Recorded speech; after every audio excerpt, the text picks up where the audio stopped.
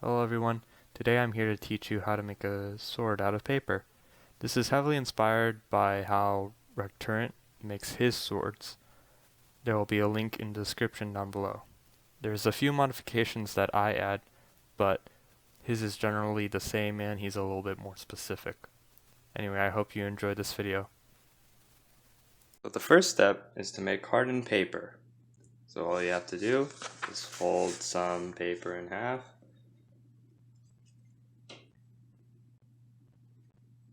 Remember, you gotta do this precisely, okay?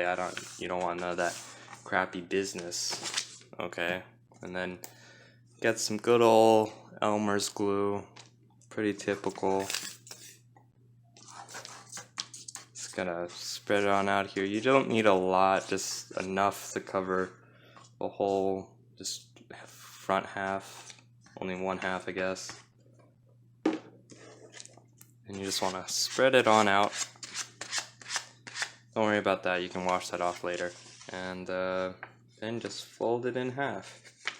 General recommendation is to start from one corner and then go from the next corner. So from this corner and then to this, to this corner. Then you want to do the edges, this side, the side, the edge, whatever. You flatten it all out. I probably shouldn't be doing this because this probably has important info on it. And yeah, hardened paper, and you let this dry for a good 24 hours. Once you make one of those, make a million more. This is what I call making the base or the body. I generally don't have a specific term for it, but it's usually when I make the sword.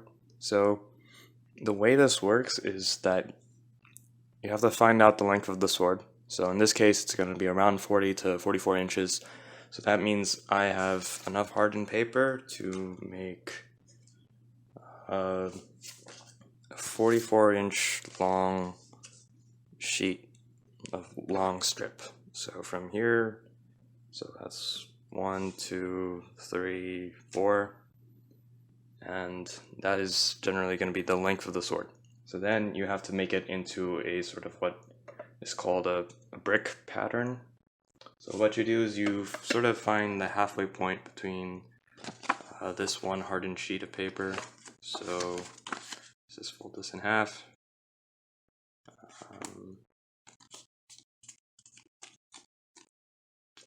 That's probably around right. Okay, so once you have it folded in half, all you have to do is just find two other sheets and you do it like this.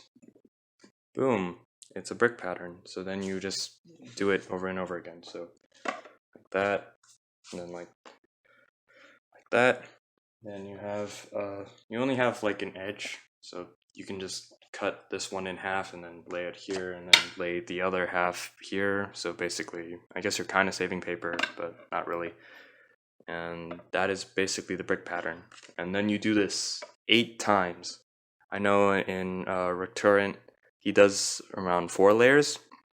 Now, the main reason why I do 8 is because 8 layers, okay, so the main reason why is because he's using what's called 110 pound paper, which is basically cardstock. It's significantly thicker, but I'm using 24 pound paper, which is basically printing paper. I'm pretty sure anyone can get this. It's pretty easy to spot.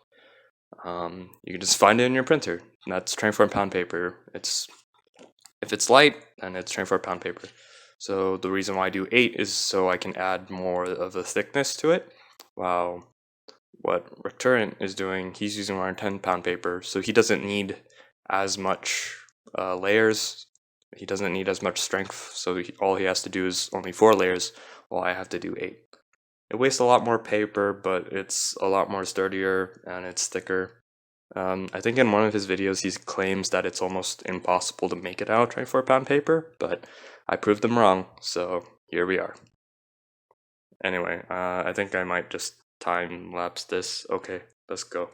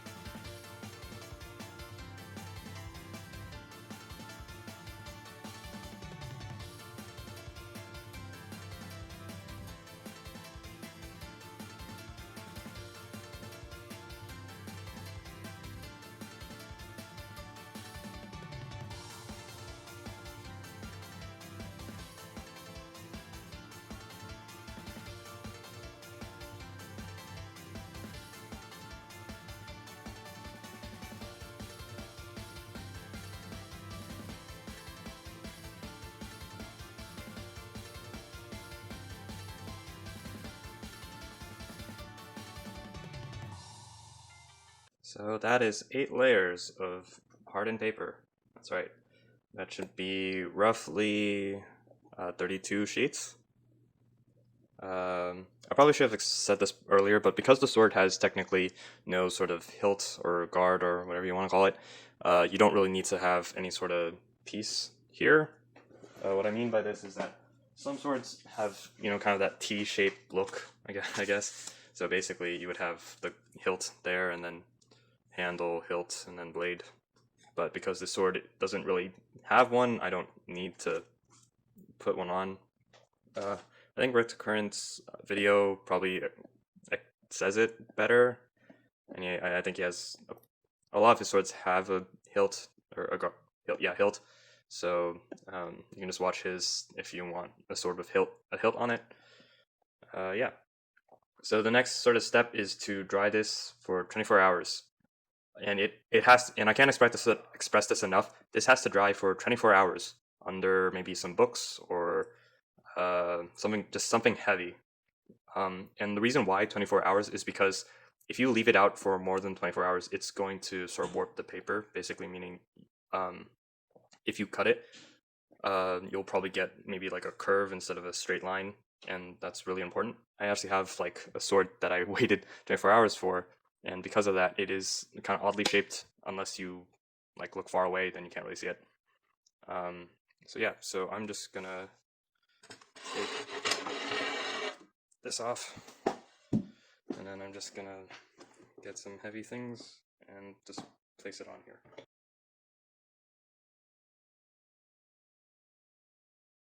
So it's been 24 hours. I let this dry for that amount of time. So the next step is drawing your template. I have a pre-made one. I made this like ages ago. So what you do is you just place it anywhere you want and then draw from there. So general, I'm not going to put a link or like scan this or anything, but I guess general dimensions for every sword I have is that from this edge to blade to this edge, or the width I guess, is 2 inches, and the handle is usually 2.6 centimeters, while the handle length, so from here to I guess here, would be like 8 inches, and then the overall length should be around 42 inches. You can do 44 or 43 or 41, just somewhere around there, since you're using 44. The whole body is 44 inches. So I already have a sword, so all I have to do is just place it on here, get a pencil, just mark off the sides. So, badoink, and badoink. Boom, that's probably 42 inches. And that's about it. So I'm gonna time lapse.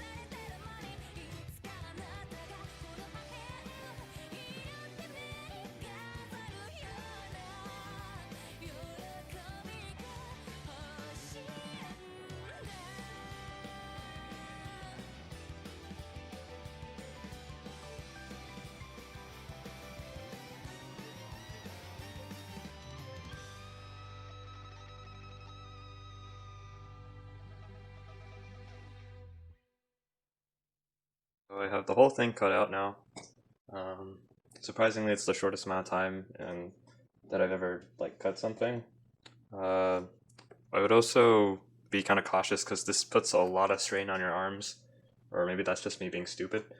So to create the sort of 3D thickness and so it doesn't like flop around and it's like one solid piece is, this is kind of floppy. The way to make it one solid piece is to use this, popsicle sticks. So the way you want to do it is basically the same sort of pattern that you made the paper, which is the brick pattern. So basically, if I can open this. Right, so you start with just one piece right here towards the end. You don't really need to measure, just sort of guesstimate. And then one right here, and then you keep going, yada yada yada, put one here, here, here, here.